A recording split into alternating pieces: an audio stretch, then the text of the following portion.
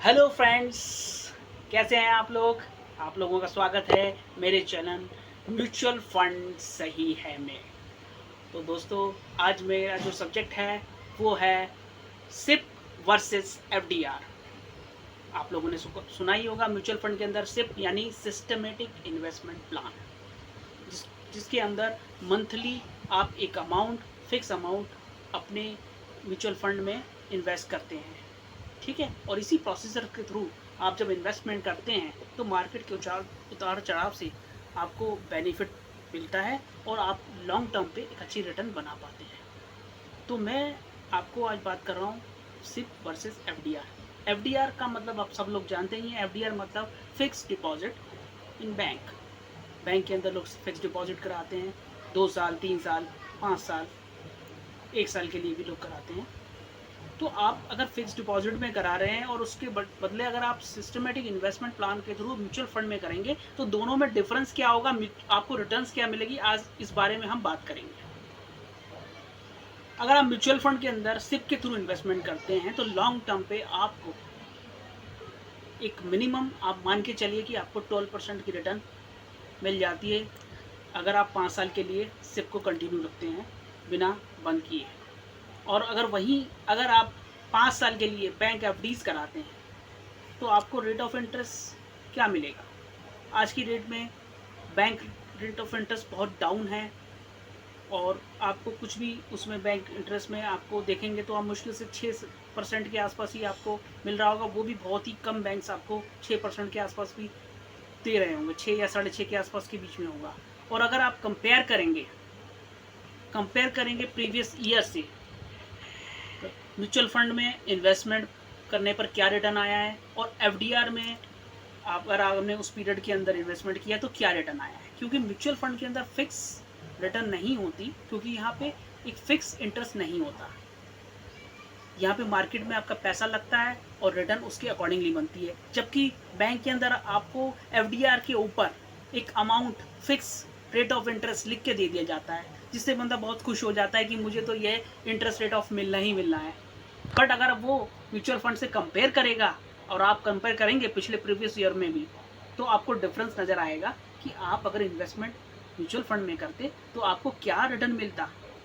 मैं ये नहीं कह रहा कि बैंक में एफडीज करानी नहीं चाहिए, बैंक में एफडीज कराएं, मगर एफडीज आपको वही पैसा कराना है जो आपको in future with in 2 years के से पहले आपको चाहिए। आपको वो पैसा रखना चाहिए जो पैसा आपको इमीडिएटली चाहिए।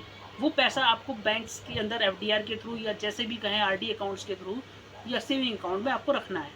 लेकिन अगर आपको लॉन्ग टर्म का आपका गोल है, लोग 5 ईयर्स के लिए कराते हैं एफडीज, फिर रिन्यू करा लेते हैं, फिर 5 ईयर्स के लिए, ऐसे 10 ईयर्स के लिए एफडीआर्स कराते हैं, मगर उसमें उनको वो बेनिफिट, वो रिटर्न्स का जो बेनिफिट म्यूचुअल फंड में मिलना चाहिए वो नहीं मिल पाता है। तो उसी का मैं आपको एक कंपैरिजन आपको अब आगे दिखाने जा रहा हूँ। हेलो दोस्तों, देखो ये मैंने टाटा लार्ज कैप फंड अभी कैटेगरी आपको यहाँ पे शो कर रही है। ये लार्ज कैप कैटेगरी का फंड है।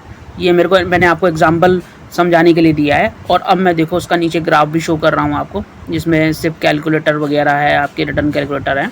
तो मैं इसकी अब सेलेक्ट करूँगा, एक पीरियड भी सेलेक्ट करूँगा जिसमें आपको दिखाऊँगा कि इसकी रिटर्न्स कितनी आ रही है। देखो यहाँ दोस्तों, मैंने अब इसकी मैं डेट सेलेक्ट करने जा रहा हूँ यहाँ पे, और यहाँ पे मैं जुलाई 2017 से इसकी डेट पकड़ूँगा ताकि इसको आप इसमें रिटर्न देख सको कितनी आई है। जुलाई 17 से लेके अभी तक मैंने देखिए रिटर्न कितनी अच्छी आ रही है। इसमें बहुत अच्छी रिटर्न्स आ रही हैं। अगर आप इसको कंपैरिजन करेंगे एफडीआर वगैरह से तो आप देखेंगे कि 4 साल के अंदर कितनी अच्छी रिटर्न्स के अंदर आई है। ये देखिए मैंने डेट सेलेक्ट कर ली है जुलाई 2017, और ये मैंने जुलाई 2021 तक का पीरियड पकड़ा है। और ये देखिए रिटर्न्स देखिए कितनी ज़बरदस्त रिटर्न्स आई है। ये सिप का आप बेनिफिट देखिए, एडवांटेज देखिए, सिप में कितना बेनिफिट होता है ये आपको देखो नज़र आ रहा होगा। यहाँ मैंने 4 साल का पीरियड पकड़ा है, लेकिन इक्विटी के अंदर मैक्सिमम 5 to 7 ईयर्स का आपको इन्वेस्टमेंट पीरियड रखना होता है, तभी आपको अच्छा खासा रिटर्न नज़र आएगा। और ये तभी रिटर्न्स आपको नज़र आएगी जब आपका 5 साल का पीरियड कम से कम रिटर्न्स का होगा।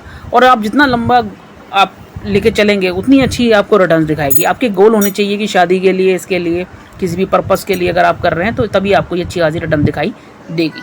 अब मैं आपको ये देखो एफडीआर का रेट ऑफ इंटरेस्ट दिखा रहा हूँ जुलाई 2017 का, कंपैरिजन के पर्पस से ये मैं आपको दिखा रहा हूँ ताकि आप कंपेयर कर सके कि उस समय पे अगर एफडीआर का रेट था और उसको उससे आप कैलकुलेट करेंगे, कैलकुलेट करके निकालेंगे कि आपकी एफडीआर होती तो उस पर क्या रिटर्न मिलती, और यहाँ पे आपने अगर सिर्फ जो का मैंने आपको एग्जांपल दिखाया, दोनों का कंपैरिजन करने के पर्पस से ये मैंने आपको डिटेल यहाँ पे प्रोवाइड की है, तो उसको आप देख लिए और कंपेयर कीजिए।